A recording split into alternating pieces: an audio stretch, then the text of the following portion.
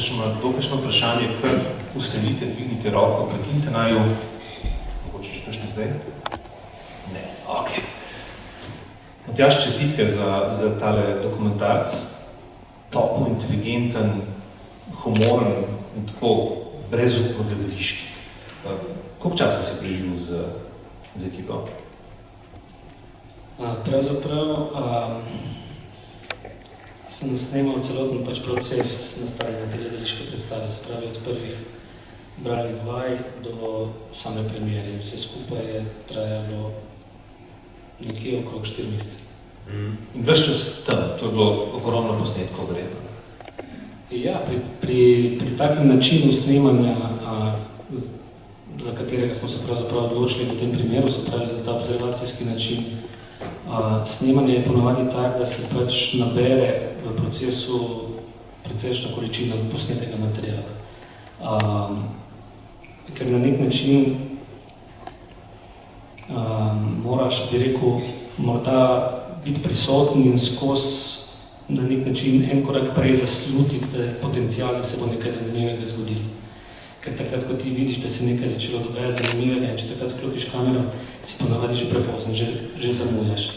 In zdaj seveda to se ti zmeraj ne izide, ne? Tako da si v bistvu ti tudi kopičiš ogromno materijala, v katerem se, bi rekel, nič ne zgodi, ampak zgodi nekaj, kar na koncu ne vidiš kot uporaben material za svoj film. Je pa tak, jaz sem si želel biti, če sem se že v to spustil, pač na vsaki vaji z njimi. Ker na nek način nikoli ne veš, kdaj bo prišla vaja, ki bo na ta ali pa na on način interesantna. Zdaj, če bi jaz prišel samo enkrat, dvakrat, trikrat v procesu, bi najbrž ta film bi posodil takšen, kot je zdaj. In to se mi je zdelo zanimivo, da bi poskušal ujeti ta nek ustvarjalni proces, neka nihanja od vzhičenja, vznesenja in evforije do enih trenutkov, ko ti ne gre, do nekih padcev, do nekih, bi rekel, kreativnih blokad in pač ta nihanja, ki se v vsakem ustvarjalnem procesu dogajajo, smo se potrudili na nek način tudi tukaj ujeti. A si delal vmesne zapiske, ta scena se mi zdi, da bo v filmu, ker to je ogromno enega materijala, potem skozi kjer se moraš prebiti, oziroma ste se Rajko Grlič in ti prebijala na koncu, ko ste sestavljala zadnjo verzijo? Ja, mislim, na snemanju imaš občutek, določen občutek, kje se je pač kaj zgodilo, kar se ti zdi takrat interesantno, ampak to nikakor ne pomeni, da potem v montaži pogledaš ta material, da se ti ta ista stvar še vedno zdi interesantna. Mislim, ogromno krat se zgodi, da se ti zdijo kakšne stvari, ki si jih na snemanju zabeležil, pa ti takrat niso ostale v ne vem kakšnem spominu, da v montaži, ko jih gledaš, da so ti morda celo bolj zanimive kot tiste, na katere si računal, da so morda res dobre. Kako ste pravzaprav ti pa Rajko Grlič sploh prišla do tega, da ste se odločili za snemanje procesa, ustvarjanja predstave Boris Milina Radko? Kdo je bil pobudnik? Pravzaprav sta na začetku bila v kontaktu Dušan Jovanovič pa Rajko Grlič, kar se tiče tega Dušanovega teksta. Najprej sta se pogovarjala o neki možnosti, če bi iz tega naredili igrani film. Zdaj mislim, da se je takrat Rajko ni odločil, da bi delal igrani film, se mu pa zdela potencialno zanimiva možnost, da bi se naredil dokumentarec. In jaz sem stopil v proces na ta način, da me nekega dne pač Dušan poklical in mi je rekel, ti jaz imam en tekst za eno gledališko predstavo, bi tebe zanimalo sodelovanje, bi ga prebral in če si za, bi se dobil z Rajkom. In jaz sem to naredil, so se z Rajkom dobila, sva sedla in sva se odločila, da bo ta film speljala skupaj. Si vzela čas in preživela ogromno časa v mali drami, v zaodrih.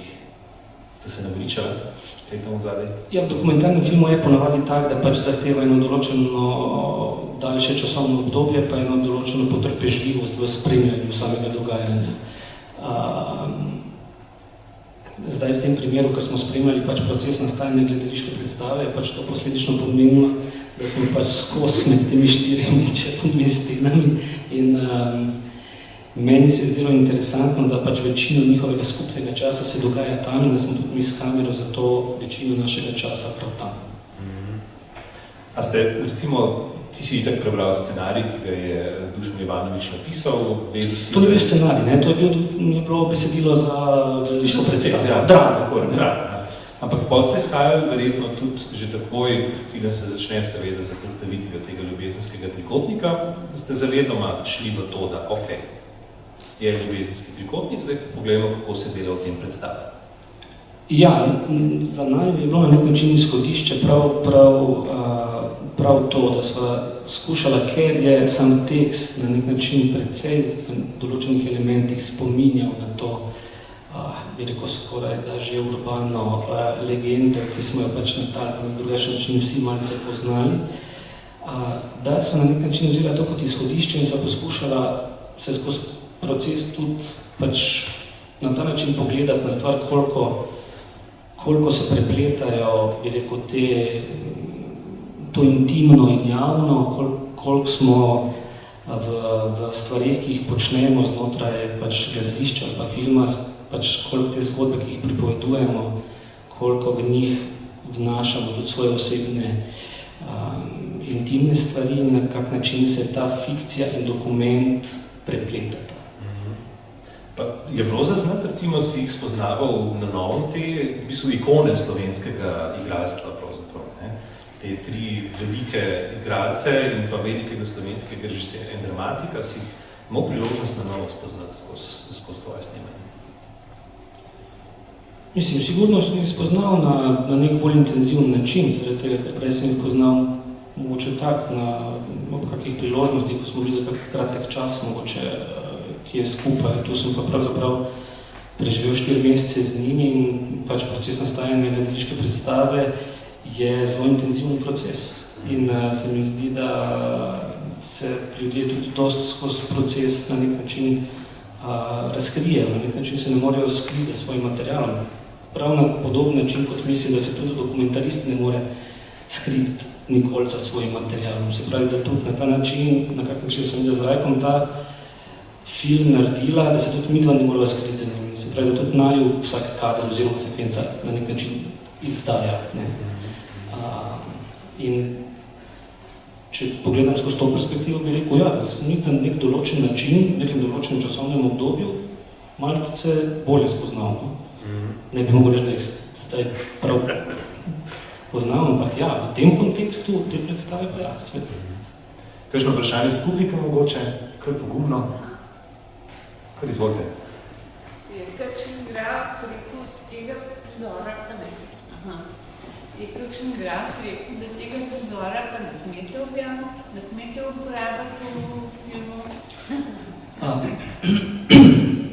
Pravzaprav je bilo od samega začetka, smo se mi dobili pred začetkom tega procesa, smo se dobili in smo midva povedala, na kak način si midva predstavljala to sodelovanje in tudi smo z njimi se dogovorili o tem sodelovanju na ta način. In moram reči, da od takrat sem jaz snemal z njimi in nikoli ni noben od njih bi rekel, na kakršenkoli način prej spraševal tega, kar počnemo. Se pravi, smo na nek način imeli fair play od začetka in smo to na nek način do konca vaj. Bi rekel, oni so bili toliko zaposleni s temi svojimi vajami, da se na nek način niso na neki točki tudi dosti ukvarjali z mano, ki sem tam ob strani bil s kamero. Potem pa v bistvu so oni prvič videli film takrat, ko smo mi naredili to verzijo, ki jo zdaj gledate. In moram reči, da na nek način je meni bilo interesantno tudi to in smo tudi to sekvenco posneli, ampak ni v filmu, ko smo njih prvič povabili, da gledajo ta film na Vibi v studiu. In se meni zdelo interesantno, pa še en tak dodatni nivo prinaša zraven, pač, da pač zdaj oni, ki so pač po tem tekstu igrali predstavo na nek način, ki je malce vezana na njihovo privatno življenje, da tudi bolj v dvorani gledajo film, v katerem nastopajo. In tukaj so oni prvič ta film videli. In mislim, tudi takrat ni nihče imel nobenih pripomb, zadržkov, da bi karkoli šlo. Je pa res, to pa tudi oni sami znajo povedati, da jih je pa bilo pa glavno strah, preden so film videli, zaradi tega, ker seveda v procesu se marsikaj dogaja. Ne? In pač tam je v izrečenih, narejenih veliko stvari, ne? In je pač odvisno, na kak način bi rekel, mislim, toliko, koliko je materijala, toliko je tudi različnih načinov, na kak način bi ta film seveda lahko izpadli. In oni so tudi prvič, ko so gledali s to eno prestrašenostjo, kaj jih čaka še za vogalom, kaj sledi, kje sledi, kako presenečenje. Ne? In so tudi recimo zelo, ko so drugič gledali, recimo me je rad sprašal, je rekel, a ste vi ta film kaj premontirali? Ne? Ker je evidentno, pač prvič je vsak od njih gledal najbrž bolj samega sebe, na kak način je on tu noten. So prav me drugič zares gledali film. Ne? Še kakšno vprašanje iz publike? Ok, potem pa jaz nadaljeval, mene zanima, del filma si se posvetil tudi Dušanu Jovanoviču in moram reči, vsaj kolikor ga jaz poznam, v par zelo učinkovitih kadrih zajel njegovo esenco. A je bilo načrtno to sledenje boljše njemu, recimo na Črnem vrhu, kjer ima to obnovljeno kmetijo, v Ljubljani, v stanovanju, da malo te intime izven prostora zavaja tudi ujameš? Ja, ideja je bila, da bi nekaj malega, pa vseeno tega tudi posneli in tudi uporabili. Zdaj, tukaj gre večinoma za Dušana iz enega preprostega razloga, ker je pravzaprav bil on tak, ki je bil povabljen strani Ljubljanske drame, da napiše tekst za te določene 3 igralce. Pravzaprav je on se odločil, da bo napisal tak tekst in ga tudi pač režiral. Zato od tukaj izhaja ideja, da je mogoče on bi rekel, malce bolj izpostavljen. Smo nekaj tudi posneli z ostalimi igralci izven gledališča, ampak nekaj v procesu montaže smo se odločili, da je mogoče, se nam je takrat zdelo, da je to mogoče na ta način bolje.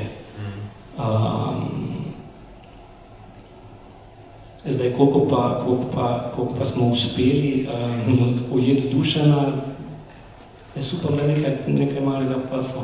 Jaz mislim, da je kar zelo dober. Mislim, na nek način ste ujeli vsakega posebej, ne? Boris Kavaca vaš čas na telefonu, Milene Zupančič z izredno hitrim kajenjem, ne vem, Radko Polič malo zgubljen, več čas tako, ker da ima malo dolg čas, skoraj se mi izdelo, tako da taki lušni trenutki. Mene pa zdaj zanima, koliko vas je videlo to predstavo? Boris, Milena, Radko. Evo, super, jaz tudi. Mi jo tukaj na našem odru sicer nikoli nismo imeli, žal takrat ni bilo priložnosti, ene take okoliščine so bile zelo zanimive glede te predstave, ampak se vam zdi, da ujame dokumentarc ta občutek te predstave, ki je v sami esenci seveda komedija o ljubezni v, recimo temu, 3. življenjskem obdobju. Mogoče tisti, ki ste jo videli samo ja ali ne. Ujame, ne? Se pravi, zdaj bi bilo idealno, da bi imeli predstavo, potem pa še gledamo dokumentarc za... Ali pa obratno. Ali pa obratno, ne? Pa da vidimo.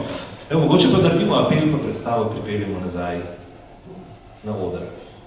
Nikoli ne več. A so se oni sami ukvarjali s tem, recimo, zdaj, ko so videli dokumentarc, a so izrazili željo, da bi to spet naredili. Ker predstava ne bi zaživela spet v Špas teatru, potem, ko so jo v Ljubljanski drami oddali, pa se zaradi Poličeve bolezni mislim, da ni zgodilo. A so zdaj, ko so videli film, rekli, dajmo probati še enkrat? Ne vem, jaz tudi ne vem čisto dobro, kaj se je s predstavo kasneje dogajalo. Sigurno sem vsakih toliko časa mi je kdo rekel, da bi bilo njim interesantno to predstavo še igrati. Vem samo, da so oni v bistvu šli, ko so predstavo se pogovarjali, da bi nadaljevali Špas teatru, da so imeli plan, da bi jo igrali na ta način, pravzaprav kot je tukaj prikazano v dokumentarcu, ker v osnovi je ta predstava, ko se je igrala v ljubljanski drami, sta predstavi še Nina Valič in Alojz Svete v predstavi. In mi smo se namenoma odločili že na začetku snemanja, da bomo pač snemali samo te tri naše glavne akterje. No in ko so oni to predstavo nehali igrati v ljubljanski drami, je pravzaprav postala to, kar je tukaj v dokumentarcu. Se pravi, da so se oni odločili sami, se pravi samo Rac, Boris, Milena, igrati to ljubezen v zrelih letih. Jaz mislim, če se ne motim, no, ampak tako se slišim. Čeprav Lojze Svete je bil odlična mama od Dušana Jovanoviča, tako rekoč. Črnogorska mama, zelo oštra. Bivša Budbovka. Matjaž, ti si pred kratkim posnel še en dokumentarec, angleško je Playing Man, moške igre? Ja, tukaj je malo zagonetno. Od začetka je ta film imel ta naslov Playing Man, ki se nam je zdel nekako ta lepo povzame pač ta film, ne zato, ker bi jaz kakorkoli želel bolj angliškega kot slovenskega naslova, pa je obratno, ampak na nek način se mi je zdelo, da moške igre, pa katerikoli potencialni naslov sem si poskušal v slovenščini zamisliti, da na nek način ne zaobjamijo filma na ta način. Potem smo na nek način pustili kar Playing Man. Film bomo videli, prej sem malo brskal, kdaj ga boste dali v kina, pa kot kaže na pomlad, tako da se ga že veselimo, takrat jasno, da te bomo tudi hoteli imeti tukaj pri nas. Ampak poleg dokumentarca na Festivalu slovenskega filma se oba dva naenkrat predstavil, tudi Playing Man zdaj zelo aktivno hodi po festivalih. Zdaj pa se pripravljaš na snemanje prvega celovečerca. Si pripravljen malo izdati še o tem? Zmeraj je težko zdaj govoriti o teh stvarih, ki jih še ni, ki jih še zaenkrat samo nekako slutimo ali pa vidimo, ker nismo posneli še nič, smo globoko v pripravah na snemanje, tako da zdaj bi zelo intenzivno lahko jaz pripovedoval o tem, kaj se zgodi, če bo sneg padal, kaj se zgodi, če ne bo sneg padal, kaj bo, ali bi vzeli ta bife ali tisti drugi bife, o procesu castinga, te stvari so zdaj zelo na tapeti, bom rekel, v tem trenutku. Ampak glavni sinopsis o 2 stavkih? Sinopsis v 2 stavkih, pravzaprav to je film o 2 bratih, en je šel v mesto, en je ostal doma na domačiji in tak je ostal na domačiji, doma je umrl in to, bi rekel, sproži določene spomine, zgodbe, asociacije. No, jaz se ga že zelo veselim. Mislim, da ga bomo zelo težko pričakovali. Se pravi, kaj jeseni? Naslednje leto? Bomo videli, jaz upam. Da bo. Če še kakšno vprašanje iz publike, zdaj je še čas, da vprašate. No, v drugačnem primeru pa seveda vabimo ven na kozarček. Matjaž, sem pripišen, da bo tudi na kakšno vprašanje tako na 4 oči odgovoril. Jaz pa bi izkoristil to priložnost še, da... Kaj pa bi mogoče tudi samo eno besedo rekel. Tu zdaj v tem našem primeru smo gledali 3 velike naše, bi rekel, legende igralske. Bi pa pravzaprav prav to projekcijo danes tukaj posvetil še enemu od največjih naših igralcev, izjemnemu Jerneju Šugmanu. Smo že na začetku projekcije posvetili, tako da ampak 2-krat boljš. Tako še. Absolutno. Jaz pa bi vas povabil, če ste fani slovenskega filma v kratkem formatu, 21. decembra je najdaljša noč, oziroma najkrajši dan, in takrat pri nas tradicionalno vrtimo kratke filme. Letos ob 6. 21. decembra z izborom iz Festivala slovenskega filma, tako da takrat lepo vabljeni. Naslednja slovenska premiera pa je prav tako dokumentarc, in sicer bomo 11. januarja predstavljali dokumentarec Družina Roka Bička, ki se ga tudi zelo veselim, posnet v zelo podobnem neintruzivnem stilu kot Matjažev dokumentarc, ampak za čisto drugačno tematiko, seveda, tako da vabljeni tudi takrat. Zdaj pa vabljeni seveda na en kozarček. Hvala lepa.